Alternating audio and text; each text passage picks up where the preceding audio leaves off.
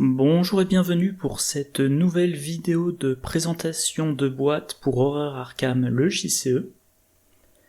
Alors, toute cette semaine, les 5 investigateurs de la boîte aux confins de la Terre, et aujourd'hui, Norman Weavers, l'investigateur chercheur.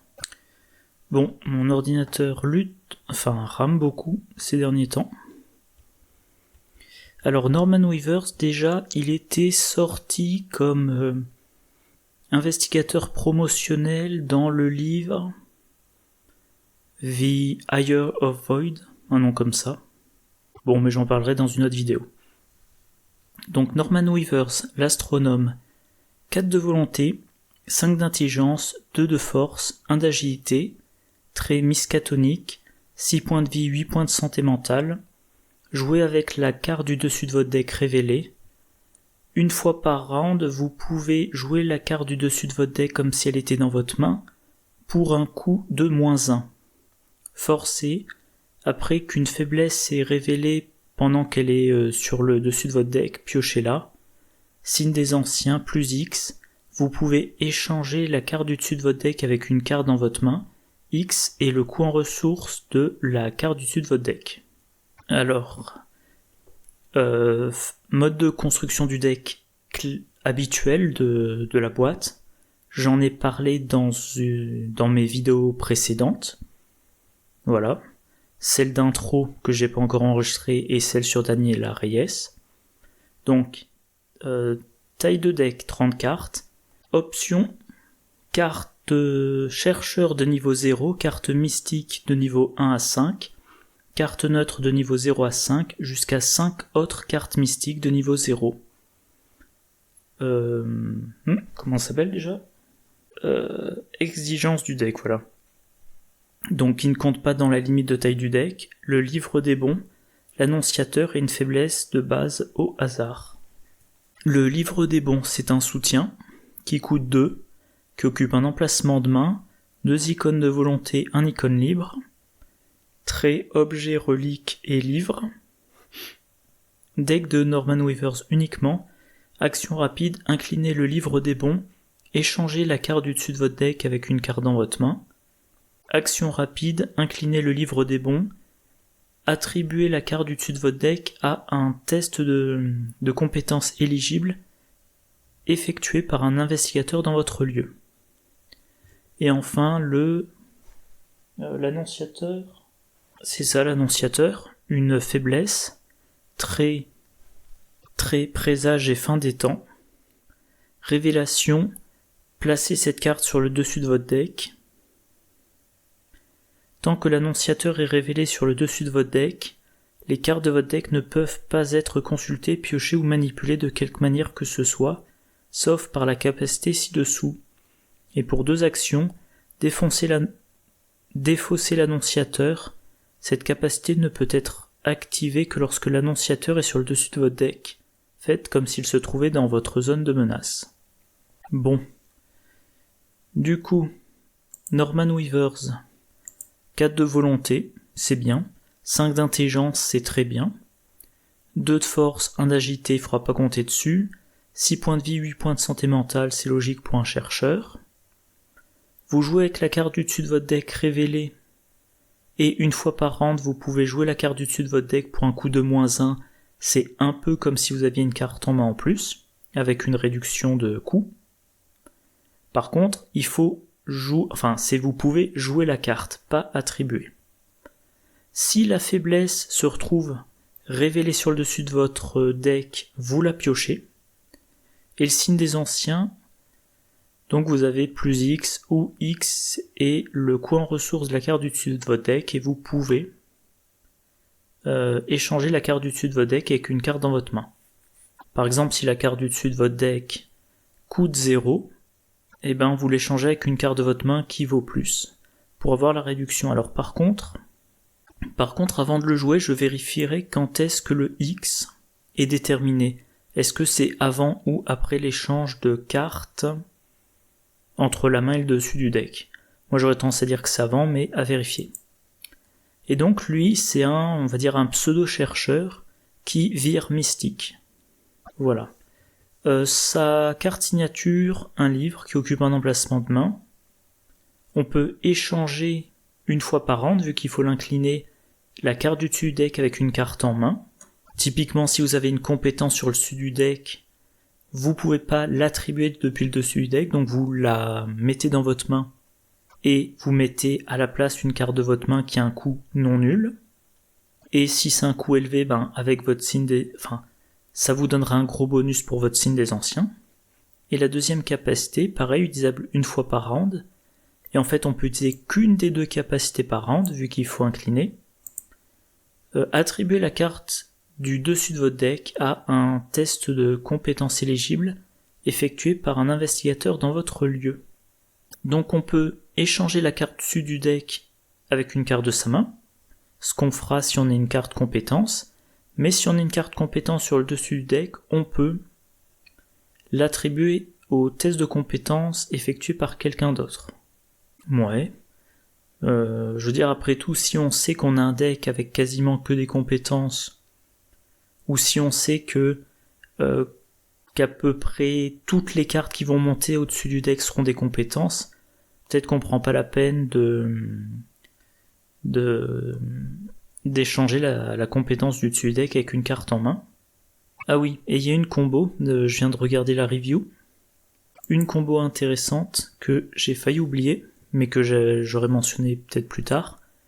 Dans cette boîte, écrit dans les étoiles, je pense, j'ai pas la carte sous les yeux, celle-là par contre, un événement chercheur de niveau 0 qui coûte 1, trait perspicacité, rapide à jouer durant votre tour, défaussez la carte du dessus de votre deck, si cette carte est une faiblesse, mélangez-la dans votre deck, autrement pour le reste de votre tour, tant que la carte est dans votre défausse, attribuez-la à chaque test de compétence éligible que vous effectuez. Et donc, allez hop, Norman Weavers, ouais, voilà, on va dire ça. Norman Weavers a une compétence déduction en main. Il utilise le livre des bons pour prendre la carte du dessus de son deck et la mettre dans sa main, et mettre déduction sur le dessus de son deck. En action rapide. Puis, dans la même fenêtre d'action rapide, il joue écrit dans les étoiles. Je pense que c'est ça la traduction, je vérifierai quand je ferai la vidéo consacrée à cette carte. Donc, il défausse la carte du dessus de son deck, autrement dit déduction, et maintenant, pour tout le reste de son tour, chaque fois qu'il va faire un test d'intelligence, il va attribuer déduction pour un +1 en intelligence. Et chaque fois que ça sera une enquête, en cas de réussite, il aura un indice supplémentaire. Si on fait cette combo, c'est qu'on enquête 2 fois, voire même mieux 3 fois. Donc les 3 fois, enquête à 5 de base, le +1 de la déduction, donc 3 enquêtes avec une intelligence de 6, et à chaque réussite, 2 indices. Donc potentiellement 6 indices en 3 actions. Voilà. Et je prends l'exemple de déduction, mais alors on peut pas le faire avec déduction de niveau 2, parce que Norman Weavers n'y a pas accès. Mais si on le fait avec perception, en réussissant les 3 fois, on piocherait 3 cartes. Si on le faisait avec sans peur de niveau 2, à chaque réussite, on pourrait soigner Norman Weavers d'une ou de 2 horreurs, etc., etc. Donc combo intéressante. Et écrit dans les étoiles, je pense qu'on aura tout intérêt à le mettre dans tous les decks Norman Weavers. Sa faiblesse personnelle, l'annonciateur. Alors, révélation, placez cette carte sur le dessus de votre deck. Moi, il me semble que de toute façon, elle arrivera sur le dessus du deck. Et ah oui, si, par exemple, si on utilise comment il s'appelle, Rook, son nom m'échappe là tout de suite. Tout simplement Mr. Rook. Si on utilise Mr. Rook, comme on est obligé de piocher une faiblesse si on en voit une, on la pioche, on la révèle, et comme elle est révélée, on la met sur le dessus du deck. Une fois qu'elle est sur le dessus du deck, on ne peut pas toucher à son deck, on ne peut pas interagir avec son deck. Et il va falloir payer 2 actions pour la défausser.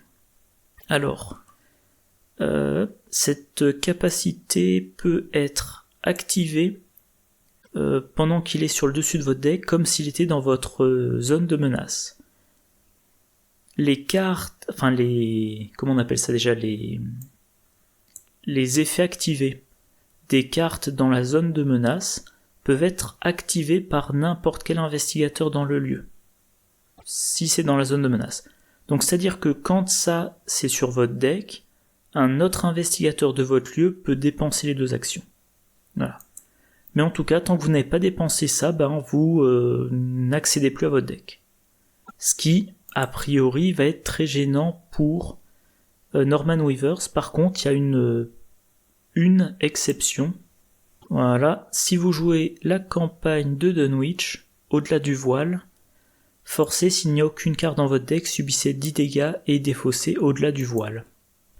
Et si vous avez l'annonciateur sur le dessus de votre deck, vous ne piochez plus, donc vous n'arriverez jamais à la fin de votre deck. Et donc vous n'avez aucune crainte à avoir de la part d'au-delà du voile. Mais sinon, c'est une faiblesse. Quand vous l'avez, vous essayez de durer le plus longtemps possible avec les cartes que vous avez en main. Et quand c'est plus tenable, vous dépensez vos 2 actions. Donc c'est une faiblesse que je trouve pas trop gênante, parce que, mettons que vous arrivez à la fin du scénario, vous vous dites, je vais essayer de tenir, les 2 rounds qui me restent, avec ça sur mon deck, sans possibilité d'accès aux cartes de mon deck, et pour ce scénario-là, la faiblesse sera complètement indolore. Bon, si ça arrive en début de scénario, par contre, vous serez obligé de vous en débarrasser. Voilà, alors comme je l'ai expliqué dans la vidéo d'introduction, que vous avez déjà vu, mais que je n'ai pas encore enregistré, d'abord la liste des cartes que peut prendre Norman Weavers, il y en a un paquet. Vu les stats qu'il a, il est taillé quand même plutôt pour l'enquête. Alors, il a accès aux cartes mystiques, les mystiques sont très polyvalents, mais il est de la classe chercheur, il a 5 ans d'intelligence, il semble, a priori on peut toujours inverser les rôles naturels des investigateurs, mais il semble plutôt fait pour l'enquête, donc on va commencer par voir son côté faible, à savoir le combat. Donc comme d'habitude, les cartes qui mentionnent dégâts ou combattre. Il y en a très peu en chercheur, beaucoup plus en mystique. Qu'est-ce que j'ai noté d'intéressant dans le lot ? Une de mes cartes préférées, le lexique occulte.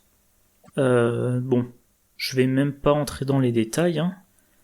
Vous jouez le lexique occulte, ça vous donne accès à 3 copies de rituel de sang. Rituel de sang, vous payez 0, vous jouez la carte, vous piochez 2 cartes, ensuite vous défaussez jusqu'à 2 cartes de la main. Pour chaque carte défaussée, vous gagnez une ressource ou vous dépensez une ressource pour infliger un dégât à un ennemi dans le lieu. Et vous ne vous prenez pas d'attaque d'opportunité. Oula. Du coup, lexique occulte vous donne 3 rituels de sang. Chaque rituel de sang vous permet d'avoir 2 dégâts sans avoir à faire de test. Donc lexique occulte sur un cycle de deck, c'est-à-dire quand vous piochez l'ensemble de votre deck, vous avez 6 dégâts sans test. En solo, ça peut... alors 6 dégâts en solo, si vous arrivez sur le boss, ça veut dire que vous pouvez tuer un boss qui a 6 points de vie par investigateur ou moins.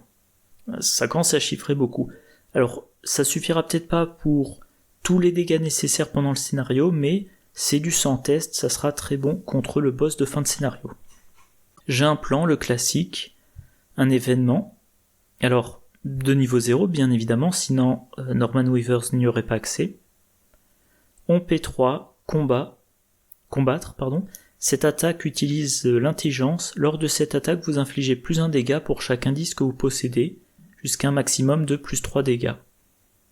Donc il va faire une attaque avec une valeur de compétence de 5, ou plus s'il est boosté, pour potentiellement 4 dégâts. Bon, classique, efficace. L'invocation occulte, ça coûte 2. En tant que coût supplémentaire pour jouer invocation occulte, défausser jusqu'à 2 cartes de votre main. Combattre, cette attaque utilise l'intelligence au lieu de la force. Vous gagnez +1 en intelligence et infligez +1 dégât pour cette attaque pour chaque carte défaussée en tant que coût de cette carte.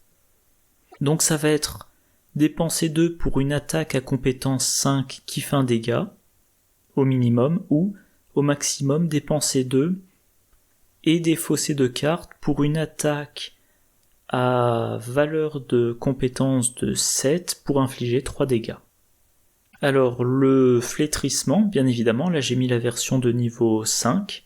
Pour Norman Weavers, le +3 veut dire qu'il ferait une attaque avec une valeur de compétence de 7 pour infliger 3 dégâts. Et par contre, s'il a un symbole crâne cultiste, tablette, chose ancienne ou tentacule, il se prend 2 horreurs et il part de 8. Voilà, donc il a un peu de marge. Et Atrophie, là j'ai mis la version de niveau 4, pareil, maintenant c'est un grand classique, c'est un sort de combat qui n'utilise pas de charge. Voilà. Maintenant, le cœur de son boulot, les indices. Alors bien évidemment, y a toutes les cartes chercheurs de niveau 0 qui permettent de trouver des indices. Et cartes mystiques, on en a aussi un bon paquet. Je me suis focalisé que sur quelques-unes. Et voilà, encore une fois mon ordinateur met du temps à charger. Alors la première à laquelle j'ai pensé, c'est l'appareil photo à souffler. Un soutien qui coûte 2, qui occupe un emplacement de main. Trait objet et outil. Réaction, après que le dernier indice de votre lieu a été découvert, placez une ressource, prise dans la réserve de pions, sur cette carte en tant que preuve, limite d'une fois par partie pour chaque lieu. Tant que l'appareil photo à souffler a au moins une preuve, plus en volonté, au moins 2, plus en intelligence, au moins 3, plus 1 de santé mentale. L'intérêt de cette carte, c'est qu'elle va augmenter la volonté et l'intelligence, et également la santé mentale. Donc, ça booste votre intelligence pour les enquêtes effectuées, on va dire, avec des cartes chercheurs, ou sans rien, et la volonté pour les enquêtes avec les sorts mystiques, ou pour les autres sorts d'évasion ou de combat. Alors le problème, c'est que le livre des bons, qui peut permettre des combos intéressants, occupe un emplacement de main. Donc l'appareil photo à souffler, vous pourrez en mettre qu'un, vu que vous n'avez qu'un emplacement de main libre après le livre des bons, à moins de jouer, je crois que ça s'appelle Illumination ésotérique. Deuxième carte, le rituel de recherche, bien sûr. Alors là, j'ai mis la version de niveau 4. Un grand classique, je vais pas détailler, vous enquêtez avec votre volonté. La version de niveau 0, c'est volonté. La version de niveau 2, c'est volonté plus... Niveau 0, c'est volonté et 2 indices. Version de niveau 2, c'est volonté plus 2 et 2 indices. Et la version de niveau 4, c'est volonté plus 2 et 3 indices. Ah oui, à noter, dans une de mes dernières vidéos, j'ai dit que dans la boîte de base révisée, comme il indiquait ici, il y a la version de niveau 0. Alors j'ai vu en commentaire quelque part, je sais plus où, dans la boîte de base révisée, c'est pas la version de niveau 0 qu'il y a, mais la version de niveau 2. Celle qui était dans la boîte... le renouveau de l'héritage de Dunwich. Autre classique, 6e sens, là j'ai mis la version de niveau 4. Un sort d'enquête qui n'a pas de charge, version de niveau 0. Si vous piochez un pion crâne, cultiste, tablette ou chose ancienne, vous pouvez enquêter dans un lieu révélé connexe au vôtre, en choisissant la valeur occulte que vous résolvez. Version de niveau 4, si vous pouvez enquêter dans l'un et dans l'autre, en ayant plus de en enquête. Donc, ça vous permet potentiellement de trouver 2 indices de 2 lieux différents en une action. Également lire les signes, pareil, je pense oui maintenant c'est devenu un classique, vous payez 2, vous enquêtez à intelligence plus volonté, vous pouvez ignorer tous les effets ou tous les mots-clés du lieu qui interviennent lors de l'enquête. Par exemple, si vous jouez le cercle brisé, vous n'avez plus à vous soucier des effets hantés. Et en cas de réussite, 2 indices en une action d'enquête. Voilà. Alors j'ai pas mentionné le reste parce que le reste, c'est du classique.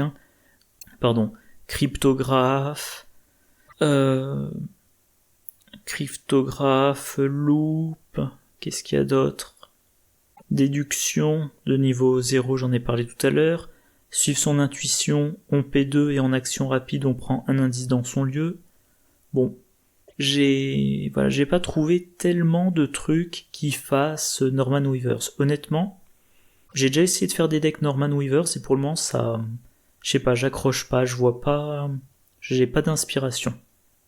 Mais de toute façon, je ramenais plus tard, alors a priori mi-mars, je dirais, à faire une vidéo sur un deck Norman Weavers, donc je détaillerai plus à ce moment-là. Alors, comme je disais dans la vidéo de présentation du cycle, une partie sur une spécificité de l'investigateur, là en l'occurrence, la façon dont il peut utiliser les compétences. J'en parlais tout à l'heure, le livre des bons peut permettre d'attribuer une carte depuis le dessus du deck pour un test de compétences effectué par n'importe quel investigateur dans le lieu. Donc attribuer des cartes, l'idéal c'est quand ce sont des compétences. Alors, à quelles compétences a-t-il accès ? Tout ça. Curiosité, ça a normalement un icône de volonté, un icône d'intelligence, mais si vous avez au moins 4 cartes en main, c'est 2 et 2, et si vous avez au moins 7 cartes en main, c'est 3 et 3. Donc icône de volonté pour ses sorts, icône d'intelligence pour ses enquêtes, sans sort. Très bon pour lui, mais il faudra avoir les cartes en main. Déduction de niveau 0, j'en parlais tout à l'heure, un grand classique. Il peut avoir 2 indices en une seule enquête. Voilà, je vais y arriver. Esprit curieux, 3 icônes libres, et le tout c'est qu'il y ait un indice dans son lieu. Mais c'est utilisable pour n'importe quel test. Rien de plus à en dire. Plan d'action. Alors une compétence, moi je suis toujours dubitatif parce que il y a un icône libre. Si le test de compétence a lieu avant ou pendant la première action du tour, la compétence gagne un icône de volonté, un icône d'agilité. Si ce test de compétence a lieu entre la première et la troisième action de ce tour, piochez une carte en cas de réussite.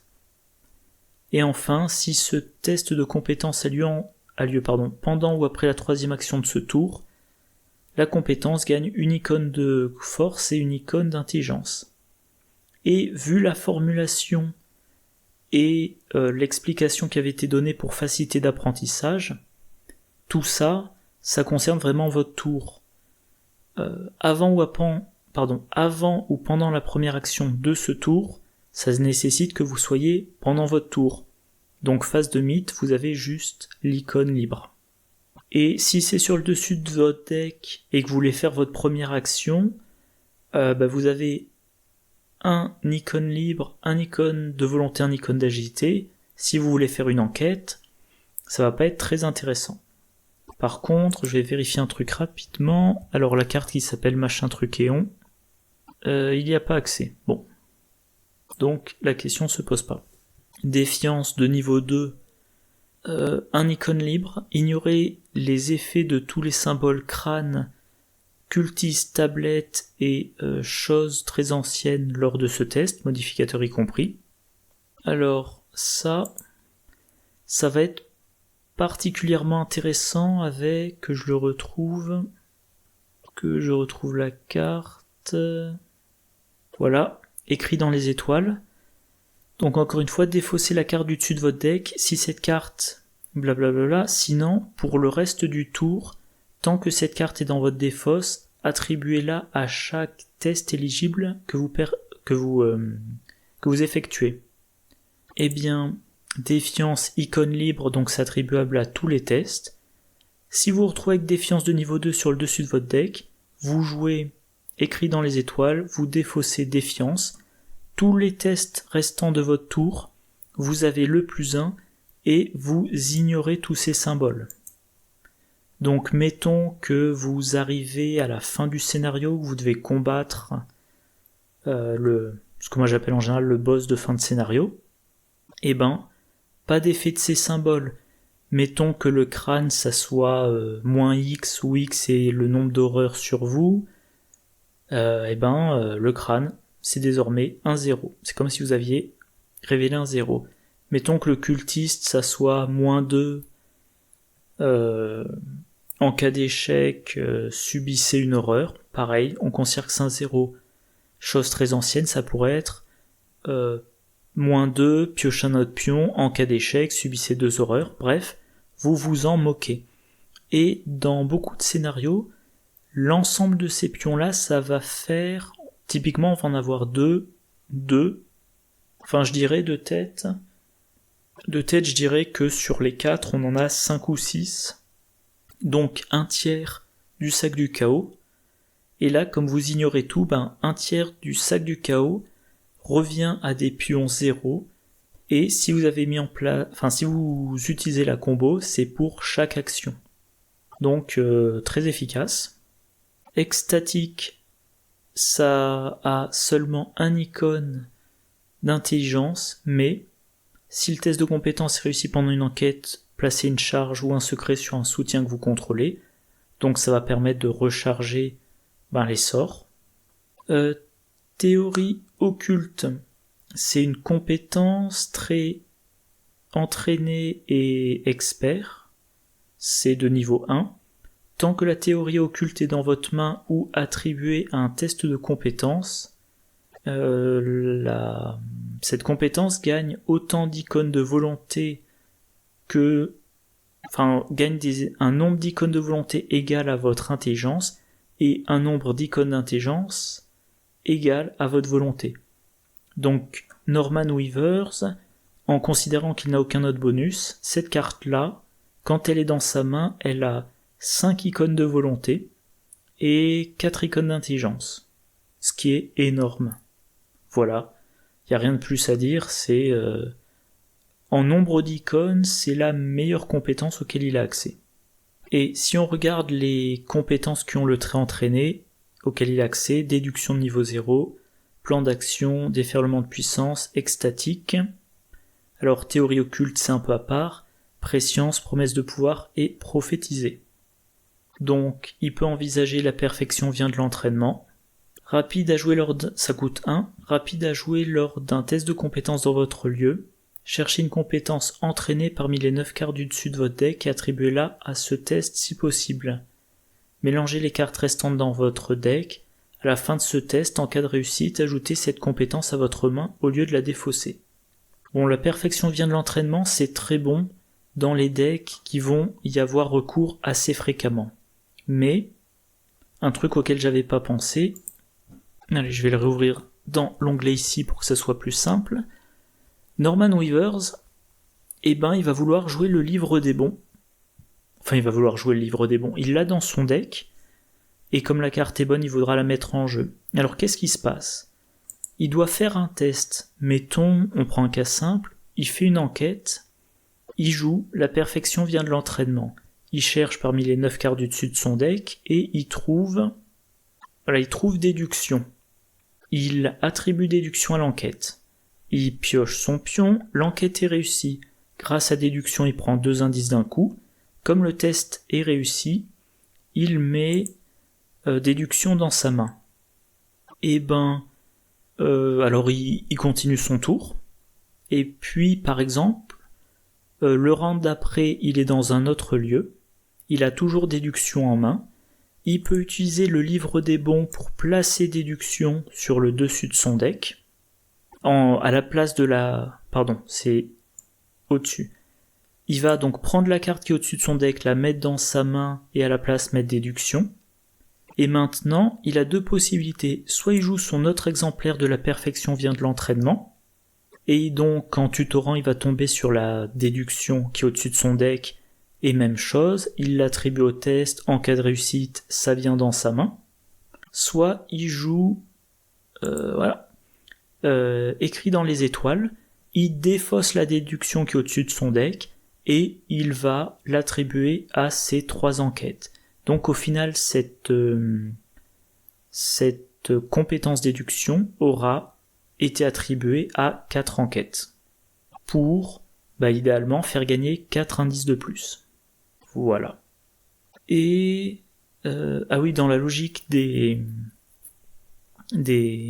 compétences utilisées par Norman Weavers, l'Atlas astronomique, un soutien mystique de niveau 3 qui coûte 3, qui occupe un emplacement de main, trait, objet et livre. Action rapide, inclinez l'Atlas astronomique, regardez la carte du dessus de votre deck. Si ce n'est pas une faiblesse, attachez la face cachée à l'Atlas astronomique, maximum de 5 cartes attachées. Action rapide, attribuez une carte attachée à l'Atlas astronomique à un test de compétence éligible. Si ce test réussit, ajoutez cette carte à votre main au lieu de la défausser, limite d'une fois par test. Voilà, donc cette carte-là, je vérifie, il faut l'incliner pour y attacher la carte du dessus de son deck, à condition que ça soit pas une faiblesse. Comme vous jouez Norman Weavers, vous savez quelle est la carte sur le dessus de votre deck.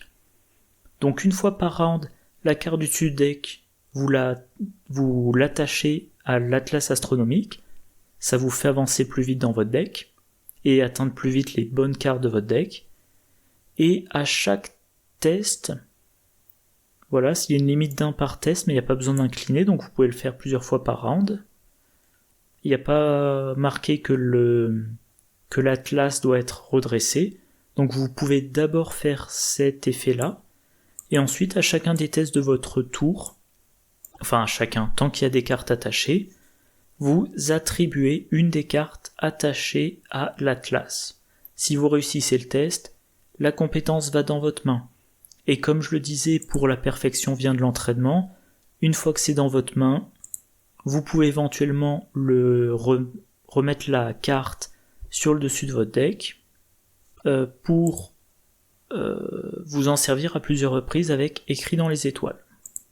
Ah oui, à noter, ça occupe un emplacement de main, le livre des bons occupe un emplacement de main, donc moi je dirais comme ça, dans un deck Norman Weavers, il est quand même assez possible qu'il ait un de ces 2 livres, qu'il ait ces 2 livres qui occupent ces 2 mains, et je vais aller là chercher tout de suite illumination ésotérique. Voilà, illumination ésotérique. Un soutien qui coûte 2, qui occupe un emplacement d'arcane, la taille limite de votre main est augmentée de 1. Vous en avez un emplacement de main supplémentaire qui ne peut être utilisé que pour contenir un soutien livre. Donc, Norman a comme carte signature un livre qui occupe une main. Il y a dans ce cycle un livre qui semble vraiment très bon pour Norman Weavers. Grâce à illumination ésotérique, vous pouvez avoir un 3e soutien qui vous prend un emplacement de main. Peut-être le lexique occulte, par contre ça vous prend un emplacement d'arcane, donc il vous restera plus qu'un emplacement d'arcane, à moins de jouer le tarot qui vous donne un autre emplacement d'arcane. Mais du coup, encore une fois, j'ai pas fait de deck satisfaisant avec Norman Weavers pour le moment, mais il me semble que c'est quand même une possibilité.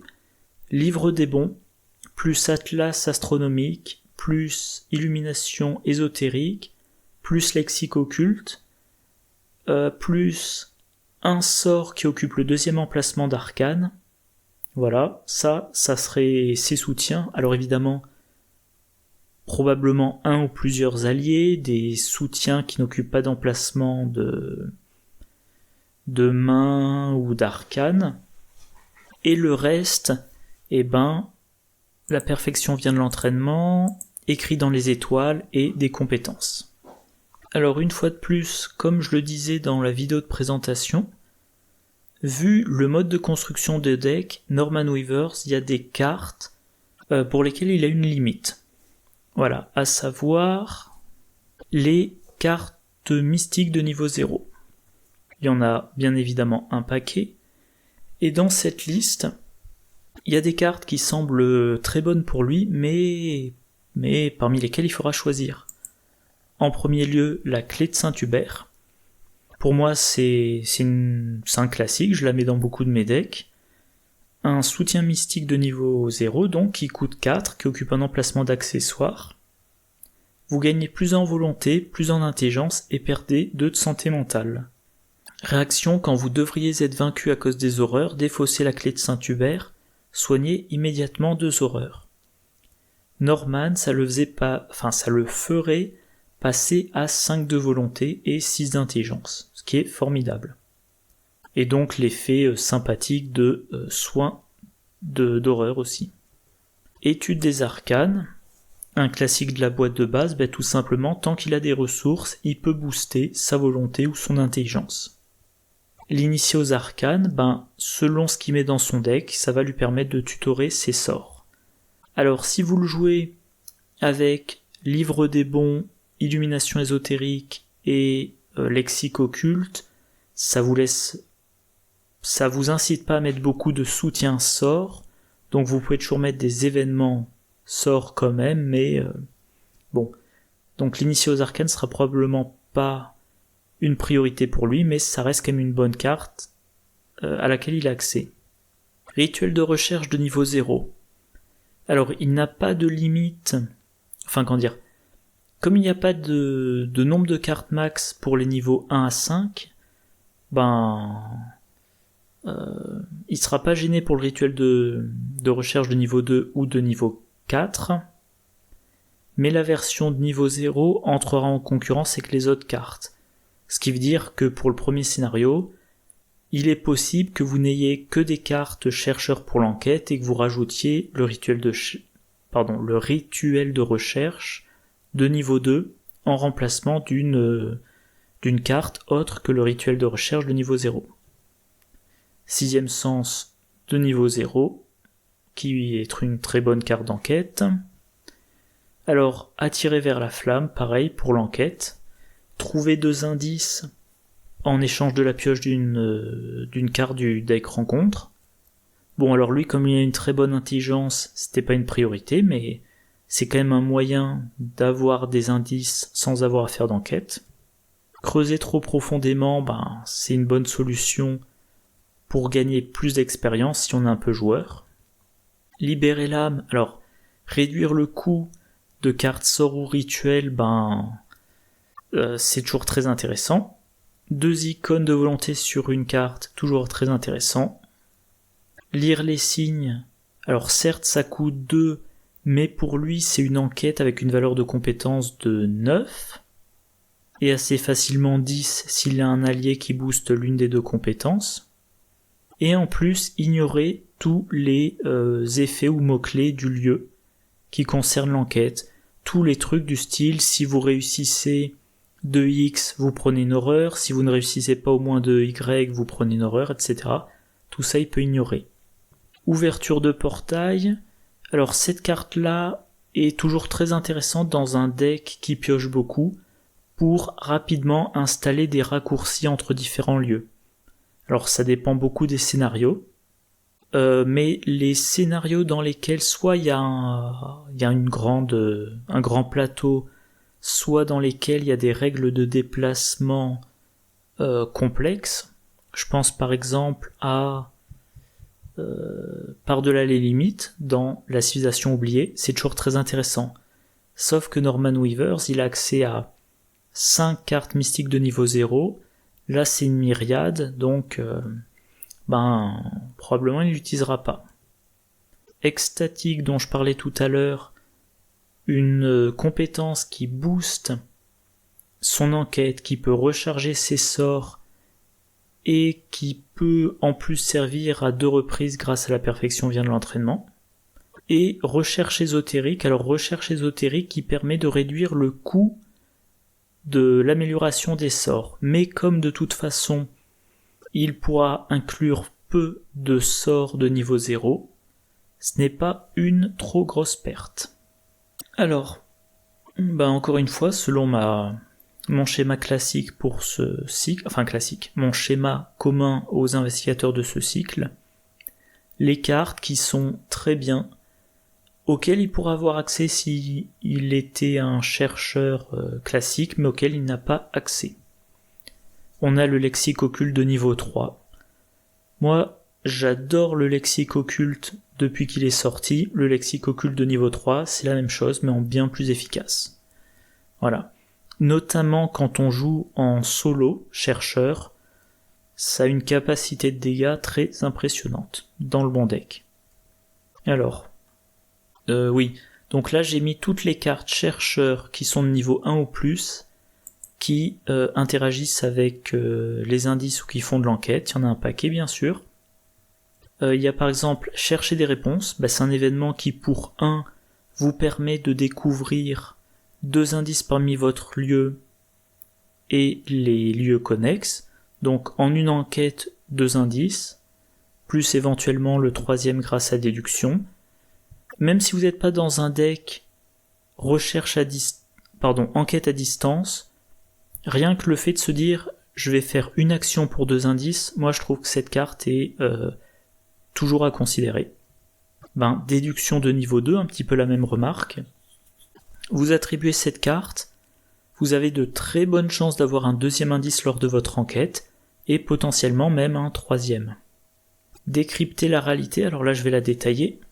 Un événement de niveau 5 qui coûte 4, trait perspicacité. Enquêter, la difficulté de ce test de compétence est égale à la valeur occulte la plus élevée parmi les lieux révélés en jeu. En cas de réussite, découvrez un indice de chaque lieu révélé en jeu. Alors, bien évidemment, ça dépend des scénarios, mais si vous laissez derrière vous quelques indices, cette carte-là peut vous rapporter 3 indices en une action, voire beaucoup plus. Alors à noter, vu la formulation, c'est une enquête, donc en cas de réussite on prend un indice dans son lieu, mais en plus on prend un indice dans chaque lieu.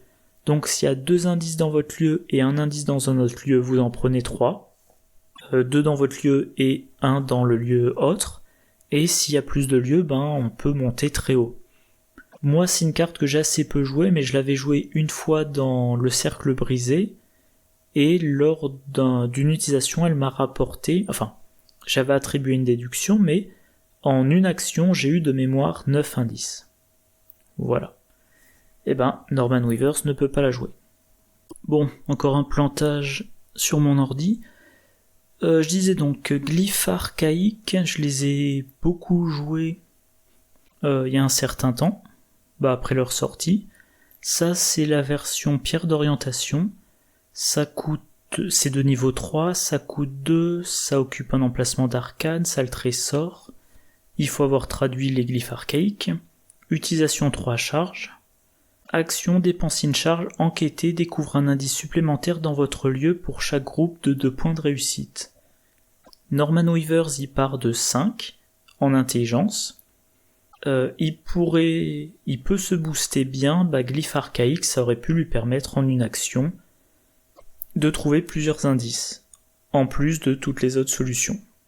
Et enfin, le totem macabre de niveau 3, donc un soutien qui coûte 3, qui occupe un emplacement d'accessoire, trait objet charmé maudit, réaction après que vous avez attribué une carte à un test de compétence, inclinez le totem macabre, la carte attribuée gagne une occurrence supplémentaire de l'une de ces icônes de compétence de votre choix. Si le test est réussi, l'investigateur qui effectue le test pioche une carte. Encore une fois, Norman Weavers peut avoir un deck plein de compétences, ça aurait rendu ses compétences encore meilleures, et ça aurait augmenté sa pioche. Alors maintenant, voyons voir comment il se compare avec les autres. Moi j'ai mis les mystiques enquêteurs. Donc, les investigateurs qui ont accès à certaines cartes chercheurs et à certaines cartes mystiques, et qui semblent taillées pour l'enquête.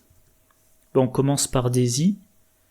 Daisy, grand classique, elle a accès à toutes les cartes chercheurs et aux cartes mystiques jusqu'au niveau 2, une action gratuite pour un livre, avec tous les livres qui sont sortis dans les derniers cycles, elle peut être extrêmement puissante. Voilà. Pas grand chose de plus à en dire. Akashi. Alors, Akashi n'a pas vraiment accès aux cartes chercheurs. Elle a accès aux cartes qui ont utilisation charge et qui sont de niveau 0 à 4 et aux cartes occultes de niveau 0. Elle a 5 en volonté et concrètement, comme carte chercheur, alors je mets de côté les nouvelles, mais elle avait accès aux glyphes archaïques. Bon, ce qui va pas trop l'intéresser vu qu'à chaque fois c'est une enquête donc elle a intelligence, mais elle a accès au lexique occulte de niveau 0, encore une fois pour des dégâts sans test, et surtout à vision ésotérique. Donc vision ésotérique est un soutien de niveau 4 qui coûte 3, qui occupe un emplacement d'arcane, utilisation 3 charges, action rapide, tant qu'un investigateur effectue son tour, dépensez une charge, votre lieu perd 2 de valeur occulte jusqu'à la fin de ce tour, limite d'une fois par tour. Donc à 3 reprises, vous diminuez de 2 la valeur occulte d'un lieu pendant le tour d'un investigateur. Ouais, c'est ça.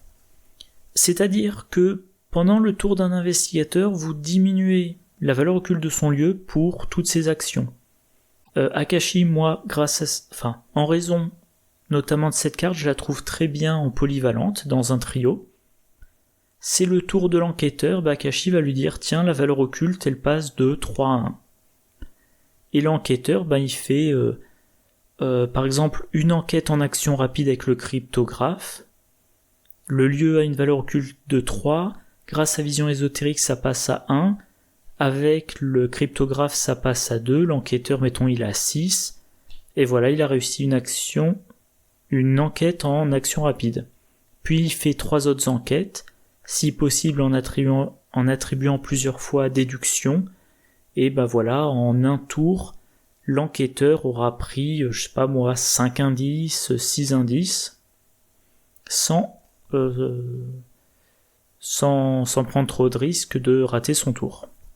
Maintenant, elle a aussi accès à Akashi à divination de niveau 4, donc soutien qui occupe un emplacement d'arcane, 6 charges, pour Akashi ça sera donc 7, action enquêter, pour cette enquête vous pouvez utiliser votre volonté au lieu de votre intelligence, donc pour elle ce serait une volonté de 5, et vous gagnez plus 2, donc en fait elle enquête à 7, si vous réussissez dépensez 1, 2 ou 3 charges, au lieu de découvrir un indice dans votre lieu, découvrez un indice dans votre lieu pour chaque charge dépensée.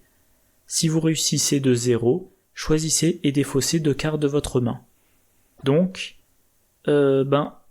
Akashi, elle peut, en une action, trouver 3 indices. Et comme elle va enquêter avec une volonté de 7, elle a de très bonnes chances. Et si en plus elle combine avec vision ésotérique, elle va enquêter à 7 contre valeur occulte moins 2. Alors par contre, si elle enquête en utilisant sa volonté, on ne pourra pas lui attribuer de déduction. Voilà. Marie Lambeau, 4 de volonté, 4 d'intelligence, elle a accès à toutes les cartes sorts de niveau 0 à 5, aux cartes occultes de niveau 0 et à 5 cartes chercheurs et ou survivants. Et donc voilà, si on regarde, les cartes auxquelles elle a accès qui permettent d'enquêter ou de trouver des indices, il y en a un certain nombre, il y a l'appareil photo à souffler, voilà. Donc Marie Lambeau, elle a des stats qui lui permettent d'enquêter efficacement à sa volonté ou à son intelligence. Luke Robinson, il est 4-3, donc il commence à... 3 c'est une intelligence moyenne, mais lui, sa particularité, grâce à la boîte à portail, il va facilement se désengager des ennemis et se téléporter, ce qui fait qu'il a moins à se concentrer sur le combat contre les ennemis, et il peut jouer les événements dans les lieux connexes comme s'il y était, donc des événements du style découvrez 2 indices dans votre lieu, pour lui ça devient découvrez 2 indices dans votre lieu ou dans un lieu connexe. Voilà, il a accès, je l'ai pas précisé, aux cartes chercheurs de niveau 0 à 2. Donc encore une fois, cartes chercheurs auxquelles il a accès qui servent à avoir des indices. Il y en a un certain nombre. on retrouve le classique chercher des réponses. 2. Le suivre son intuition, recherche poussée, etc., etc. Et enfin, plus récent, Gloria Goldberg, qui donc est sortie comme carte promo dans un livre, 5 de volonté et 4 d'intelligence, et elle a accès, si elle choisit une classe secondaire, elle peut choisir chercheur, et dans ce cas-là, elle aura jusqu'à 10 cartes événements et ou compétences de niveau 0 à 1 de la classe choisie. Voilà. Je pense que j'ai fait le tour. Alors, j'ai mis plus d'1 heure pour l'enregistrement à cause des divers bugs, mais ça devrait être beaucoup plus court, ça devrait pas faire plus de 45 minutes. Comme je l'ai déjà dit à 1 ou 2 reprises, Norman Weavers pour le moment ne m'a jamais inspiré pour créer un deck. Je sais pas, il m'enthousiasme pas. C'est peut-être parce que j'ai jamais trop été enthousiasmé par des mystiques spécialisés en enquête.